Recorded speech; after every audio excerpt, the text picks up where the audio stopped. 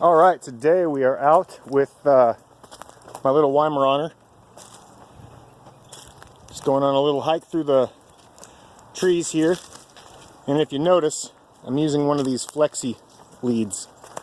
I generally hate these things, but I have found for when you're working with a little puppy, they work pretty good because the puppy's not constantly stepping all over the leash and getting it tangled up in his legs. And the spring mechanism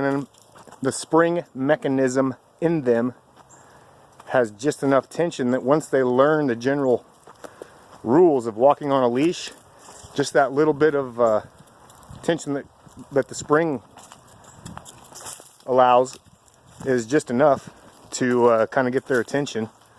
And if not, I just can hit the button on it and tap the button a couple times, and the puppy's right back in place. But he's walking like a champ.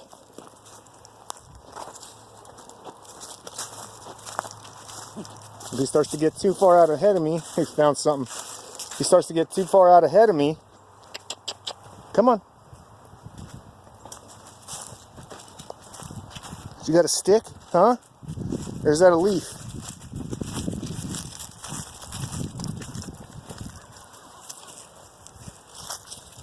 Good boy.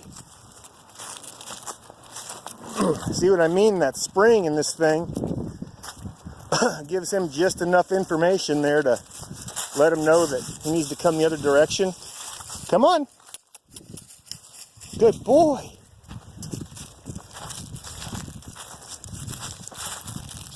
Now for big dogs, I hate these things. They're worthless.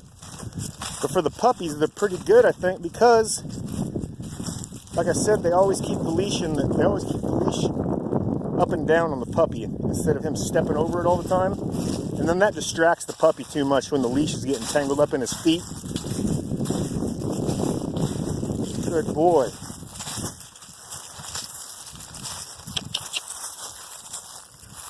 Good. Come on.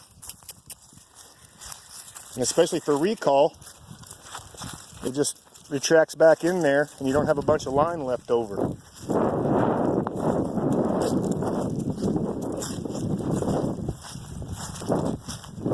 He still gets distracted like a little puppy, but I'm not too worried about formation or being in perfect position. I just want him to get used to moving when I move and staying in the correct vicinity. But he's a little puppy and he's going to explore. He's going to find stuff he wants to smell. Leaves and little sticks and twigs and whatever else down there, which is fine because puppies need to take all that in, and they need to explore and get to know their surroundings and the world they're in. But he's doing awesome. He walks a lot better than most dogs I see, and he's only 8 weeks old.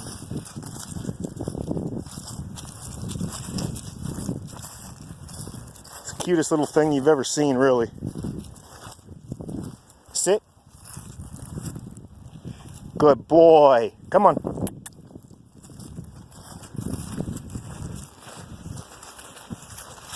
Come on, buddy. Oh, that's a big old piece of bark you got there. What are you going to do with that, huh? What are you going to do with that? You're just going to carry it around? Come on. Good. So like right there, I wanted to get his attention, so I just pushed that button and gave it just a little, good boy, a little click. And that's enough to let him know that we're not standing around lollygagging. We need to get to moving. But there's a look at Finnick. Look at that, already sitting when I stop. Come on. There you go. He's doing awesome. He's going to go home this weekend. And I think we've got him on the right track. He's doing great in the crate. And not too many messes inside, really, as long as I keep an eye on him. And you know, when you're housebreaking a puppy, you don't want to give him, you don't want to set him up for failure. You don't want to try to test him to see how long they can go. You want to dictate when they go outside by just letting them out as often as you can. So after they eat, after they play hard, after they wake up, and rule of thumb, I never want to let a puppy this young stay more than 2 hours throughout the day. At night, though, he seems to be doing really well. I'm having to let him out at about midnight, anywhere between midnight and 2 o'clock. And he goes straight outside for me, and I don't even have to go outside. Come on. I don't even have to go outside with him. I just open the door, he goes out to his little spot, goes pee, and comes right back in. And I've lately, or the last couple nights, I've been able to sleep pretty much through the night. So, pretty cool.